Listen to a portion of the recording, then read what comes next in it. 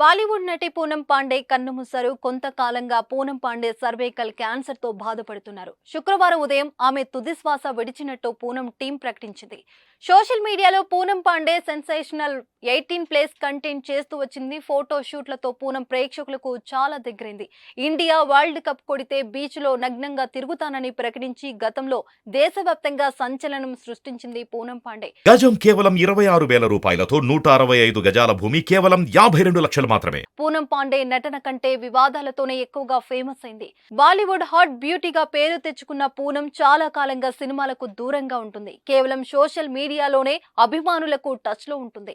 గతంలో అనేక రకాల వివాదాస్పద వ్యాఖ్యలు చేసి హాట్ టాపిక్ గా మారింది. ప్రస్తుతం పూనం లేదన్న వార్త బాలీవుడ్ ఇండస్ట్రీని మరియు ఆమె అభిమానులను దిగ్భ్రాంతికి గురి చేసింది. చాలా కాలంగా గర్భాశయ క్యాన్సర్ తో పోరాడుతూ పూనం పాండే తన స్వగ్రామం కాన్పూర్ లో తుది శ్వాస విడిచారని తెలుస్తుంది. పూనం పాండే మరణ వార్త విని బాలీవుడ్ ఒక్కసారిగా షాక్ కి గురైంది.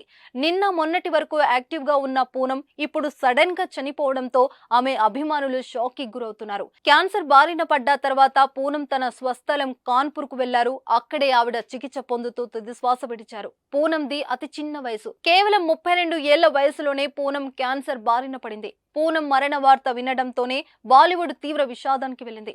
పూనం మరణం పట్ల బాలీవుడ్ నటులు సంతాపం తెలియజేస్తున్నారు. ఇక పూనం ఇంత అనారోగ్యంతో ఉన్నారా అంటూ ఆమె మరణ వార్త విన్నవారు విచారణ వ్యక్తం చేస్తున్నారు. లాకప్, ఫియర్ ఫ్యాక్టర్, కంత్రో కా కిలాడి, బిగ్ బాస్ సీజన్ 7లో కూడా ఆమె పార్టిసిపేట్ చేశారు.